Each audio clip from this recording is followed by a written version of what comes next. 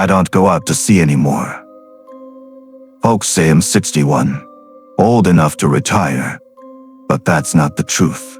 The Labrador Sea doesn't forgive a man who turns his back, nor the kind who dares look over his shoulder for too long.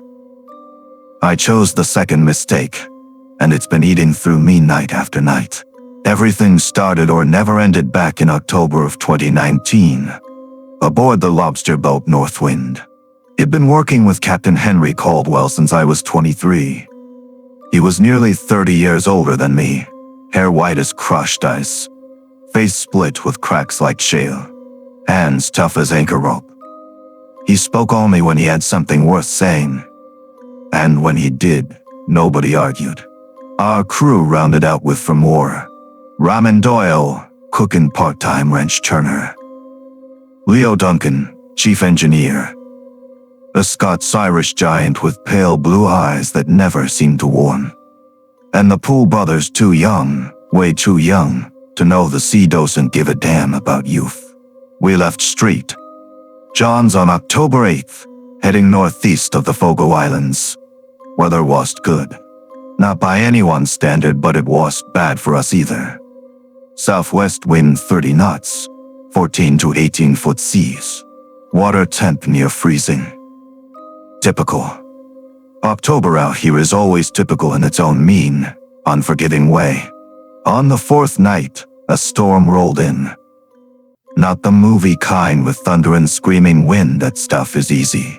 This storm was heavy. A silent weight pressing down on the sea until the waves stopped rolling and started slamming. Each hit made the north wind groan deep in her steel spine. Henry and I stayed in the wheelhouse from 6 p.m. straight through till morning. He held the wheel, I watched the radar and kept the radio live. The wheelhouse light was dull and yellowish, barely pushing back the gloom. The radar cast everything in sick, green glow. Water hammered the windows like fists. Around to 14. A dot popped up on the radar. 7.2 nautical miles out. Bearing 48. Not moving. In seas like that, nothing stays still unless it's sunk or chained to the bottom. And out here, the bottom is 400 meters down. Henry looked at me. I looked back. Neither of us said a word for several seconds. Then he nudged the radar gain. The dots stayed sharp. Perfect. Too perfect. Like I'd been drawn on with a compass. I checked the AIS. Nothing within 50 miles. Switched to VAE, Chef Channel 16, and called out. Static. Just static and the dull hiss of waves. Henry reached under the console and pulled out his old leather logbook. The one HED kept since 1983rd. The cover was cracked, salt-stained, nearly falling apart. He flipped to October 12th, 2014. I remember that page like a scar. 211. Strange signal bearing 47. 6.8 nm. FVC Phantom recording distress. Position 50 to 14 and 50 for 50 to W. Proceeding to assist for 47. Found nothing but charred debris and a life ring. 7 crew missing. God have mercy. The coordinates that night and are blood now. Less than half a mile apart. A cold slid down my spine. Not wind, not draft. A colder cold, inside the bone cold. Henry closed the logbook like a man closing a coffin, lids low and careful. He nudged the wheel, angled us northeast. I asked if we should wake the others. He shook his head. We approached. Each mile dragged like a year. At 4 miles out, the VHF cracked alive. 3 short bursts. 3 long. 3 short. SOS. Then a voice thin, warped by static. But every word distinct. Mayday, mayday, this is the FVC Phantom, we are going down. Position 5 to 14 north, 5 for 50 to west, water in the engine room, pumps failed. 7 crew please. Then the voice broke. Glass shattering. Metal shrieking. An awful twisting sound. Then nothing. Henry looked like someone had frozen his blood. I knew what he was remembering that night in 2014. Hearing those exact same words from those exact same coordinates. And finding nothing but empty ocean. But the worst part was what came next. After the signal faded, the radar dots started moving. Toward us. 18 knots. In that sea, we could barely push 11. Henry slammed the throttle forward. The engines roared, the deck shuddered, but the gap still shrank 3 miles. To 1.5. Then the dot stopped. The VHF crackled again. Another SOS. But this time the voice was clearer. Closer.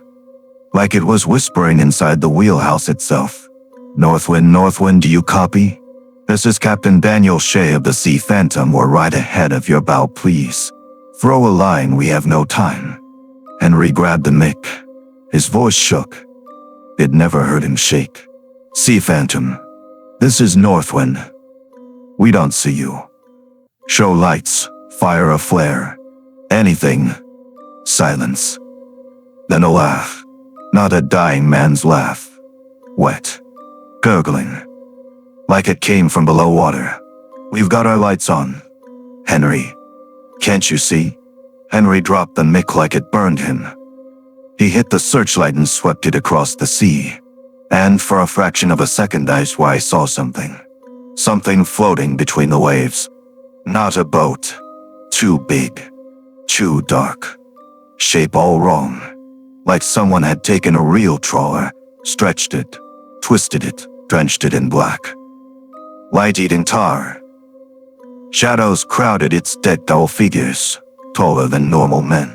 Standing perfectly still, all 7, facing us. Then they vanished. Not sunk. Not drifted. Just gone. Erased.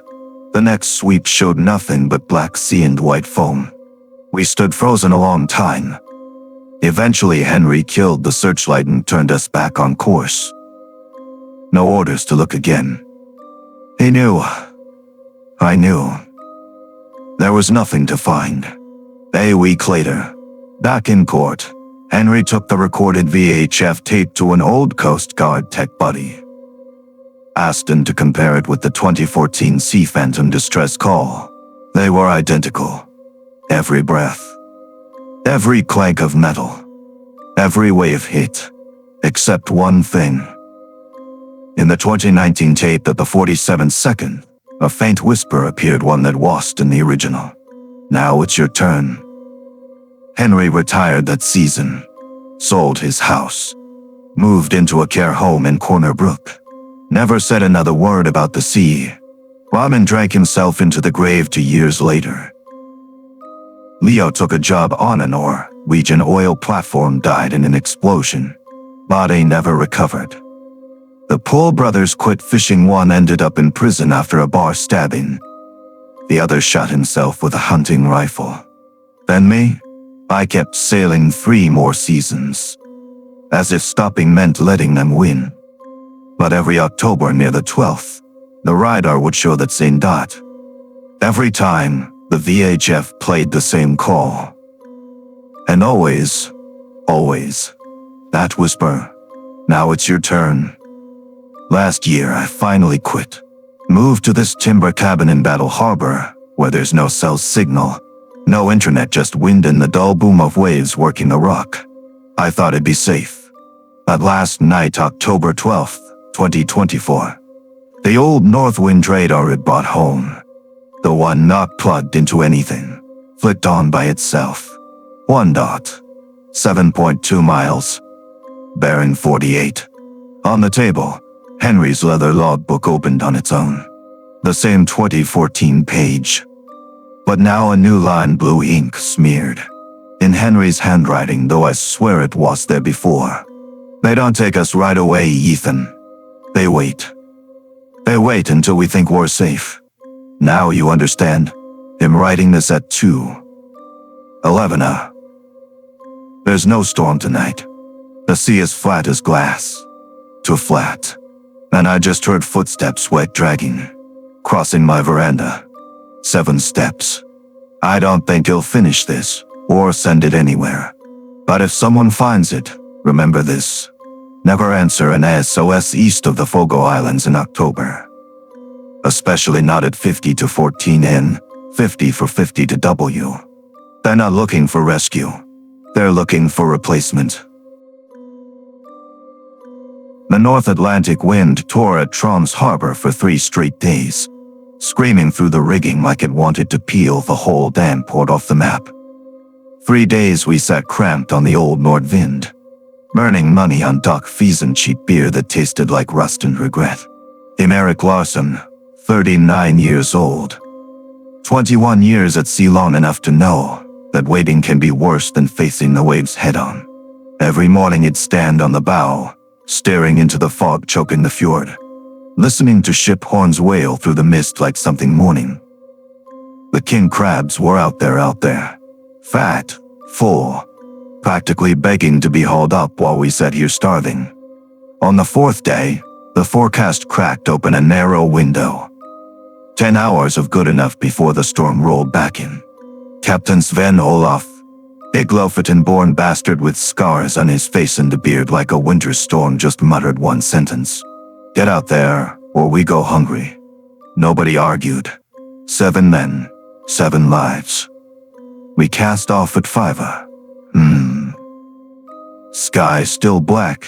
Air so cold our breath froze on our beards like tiny white hooks. Nordvind groaned, leaving the pier. 5-meter waves slammed her hull as if they wanted to snap her spine. I stood in the wheelhouse beside Sven, hands locked on the auxiliary wheel. The searchlight swept across the water. Brief flashes of white SPUME. Then nothing but darkness again. Diesel. Old fish. Sweat fused together into that familiar smell you get on trips that never end well. We aimed toward the waters off VRY, where last season we had hauled up a mountain of king crab in a single day. Simple plan: drop 150 traps, soak for 48 hours, haul them back. I'd done it hundreds of times. And yet the moment my boots hit the deck, I felt something wrong. Not regular cold. This cold cut straight through muscle into bone, like the sea was breathing out from some deep mouth under the surface. The first day went smooth. Too smooth. Sea flat as polished stone.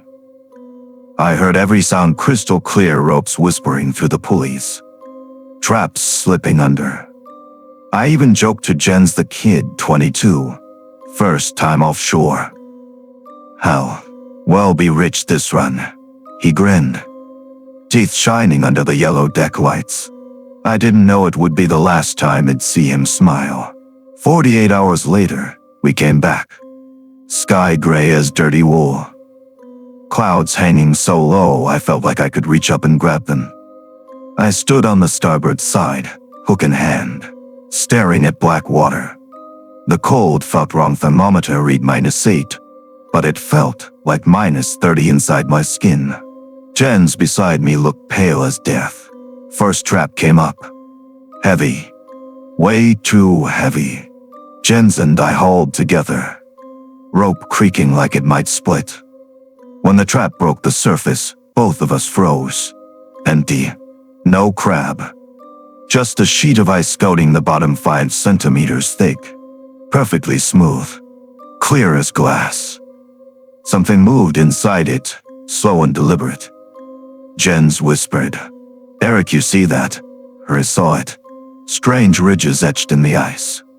Fingerprints human-shaped but 10 times larger pressed upward from beneath, as if something had braced its hand against the inside.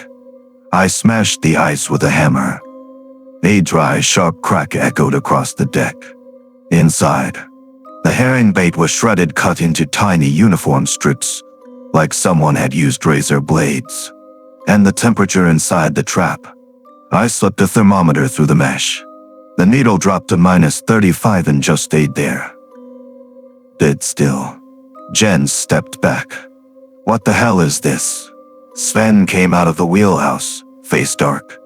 Keep pulling. Trap 2. Trap 3. Trap 4. Each one worse. Some work rushed inward. Metal warped like someone's giant hand had squeezed them. Some had the hinges snapped. Doors blown open. Yet the securing nuts weren't touched. Every rope had identical gouges, spaced exactly 12 centimeters apart, cut deep enough to expose the steel core. I touched one. It felt colder than liquid nitrogen. By trap 11 I heard it. A sound. Quiet. Like a sigh rising from below the hull. I leaned over.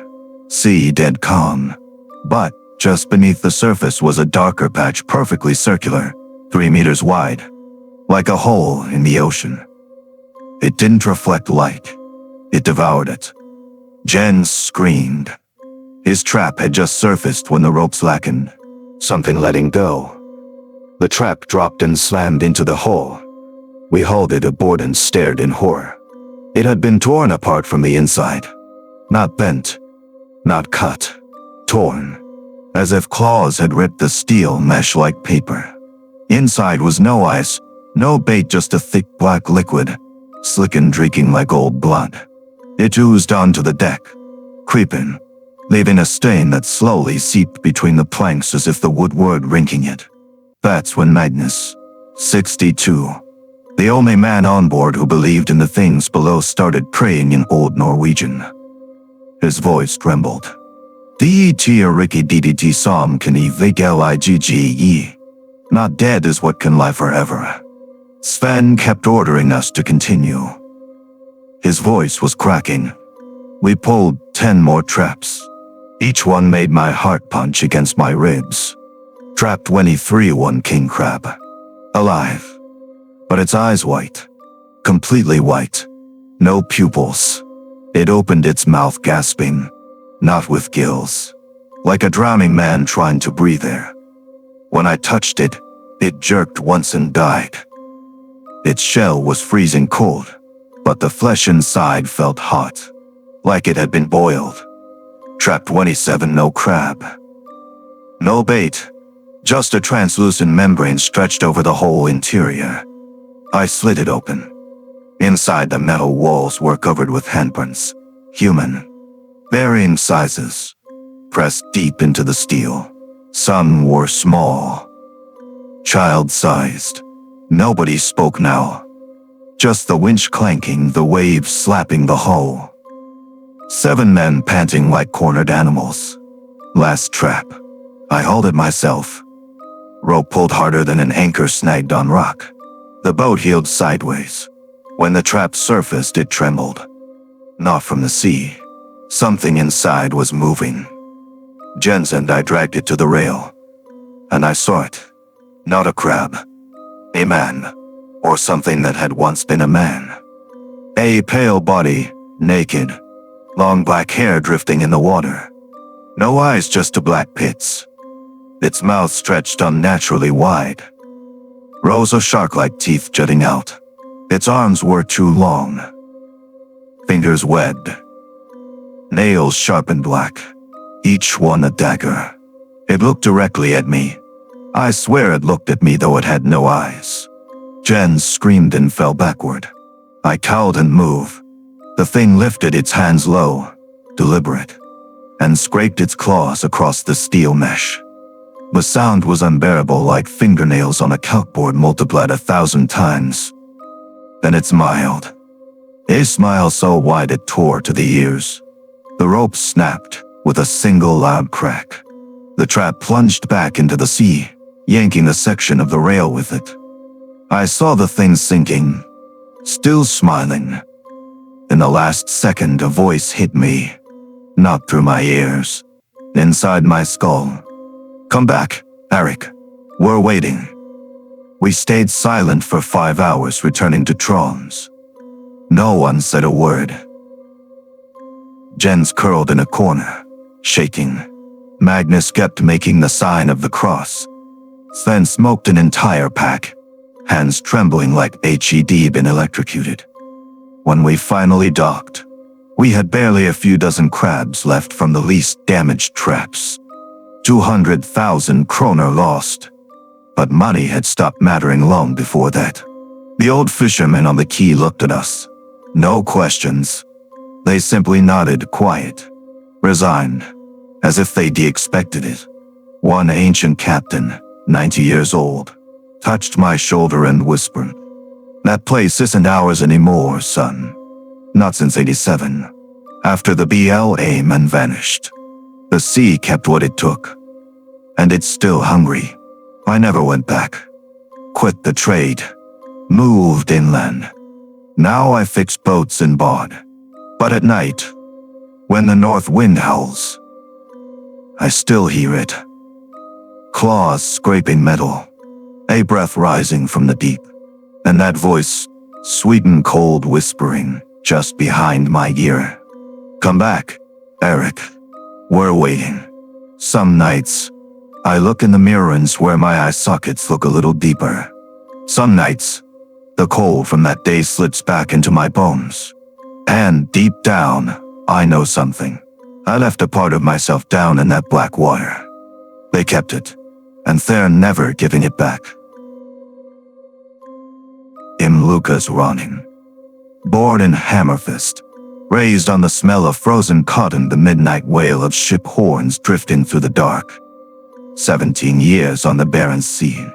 From a floor-minus-swabbing kid to the guy steering the night watch, I thought I'd seen enough to stop being afraid of anything out here. But the Baron still knows how to teach you humility. February 14th, 2019. My shift ran from midnight to 4 on the HRAFNII.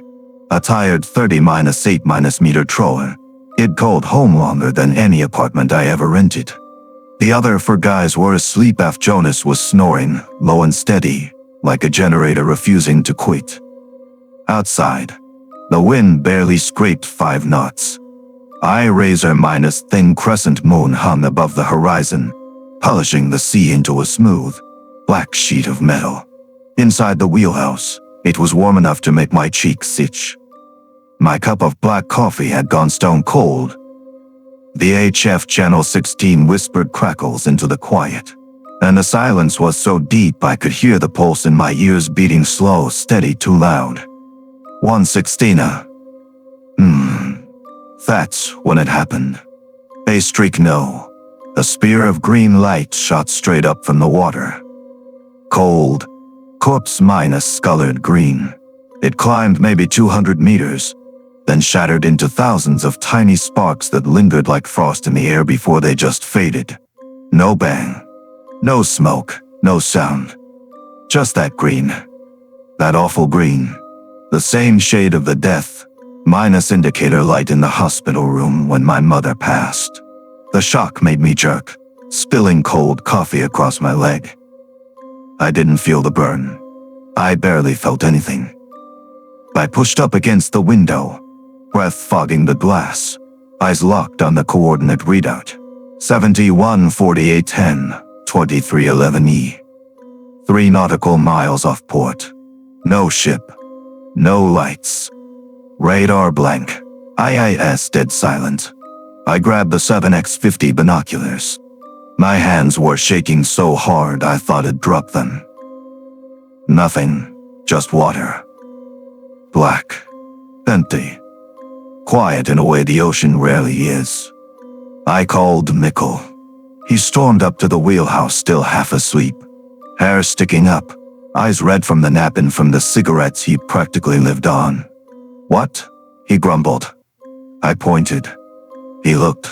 His face drained to chalk in under a second. We changed course immediately. The engine roared. The bow slammed through the swell, heading straight toward the place where the light had died. I radioed the Coast Guard up at Longy Bering. The watch officer spoke calmly, too calmly. "There are no registered vessels within 50 nautical miles of that position tonight. We acknowledge your report.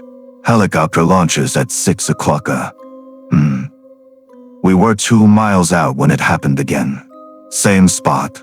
Same green. But this time closer, clearer. And I realized it hadn't come from the surface. It came from below the surface. Something 500 minus plus meters down had fired it upward.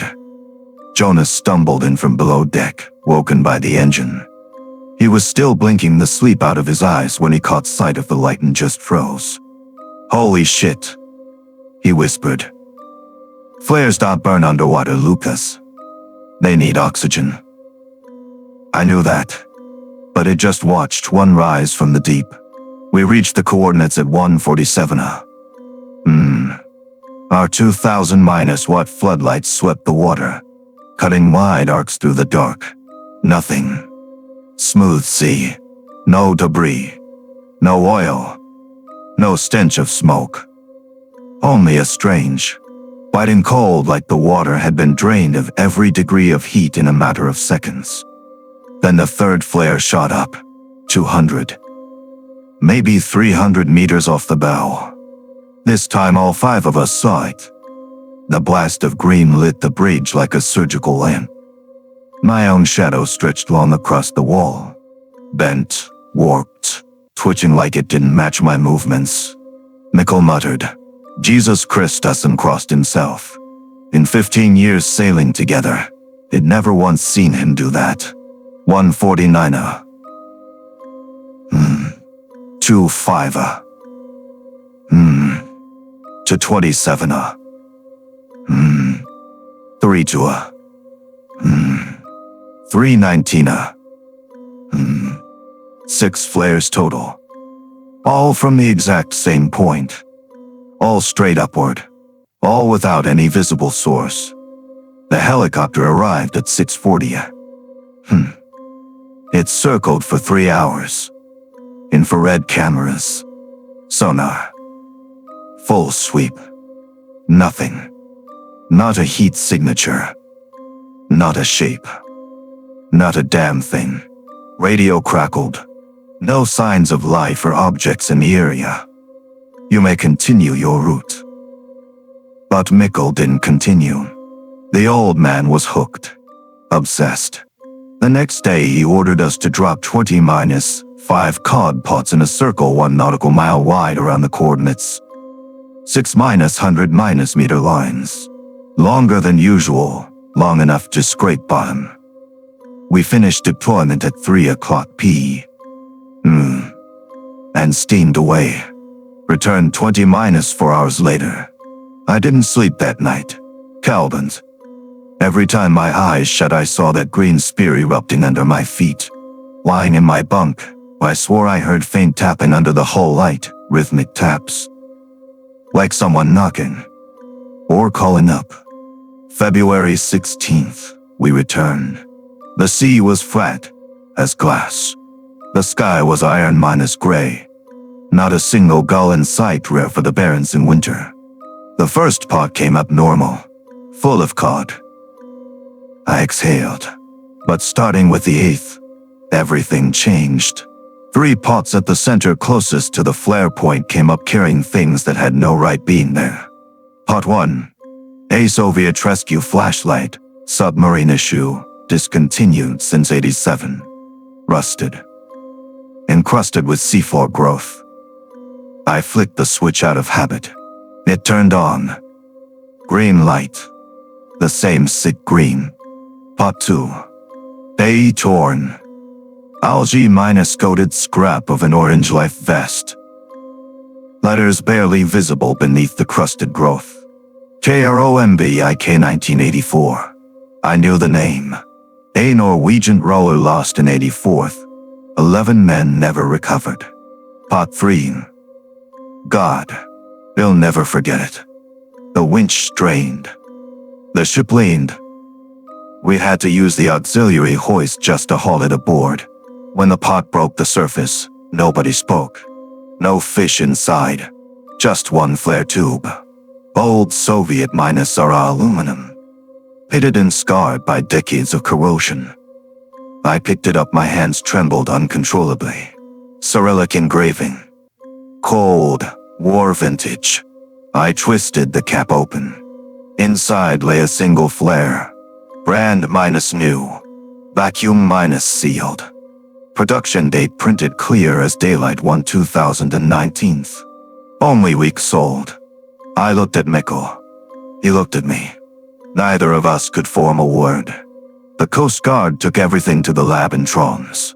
The report that came back made the whole institute go quiet. Outer tube, 35-40 years underwater, confirmed by corrosion and biological growth. Inner flare, manufactured January 2019. Water minus tight. Electronics at 100%. Never submerged. Impossible. Records match the location to a Soviet fishing vessel, the SOV Anaskaya Vezada, 90-6 meters. Lost February 17th, 1984th, 40- to crew. No mayday. No wreckage ever found.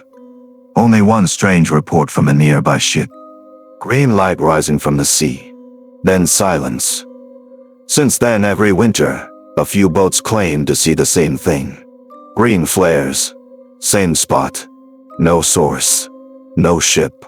No people. I quit the sea the very next season. Moved inland.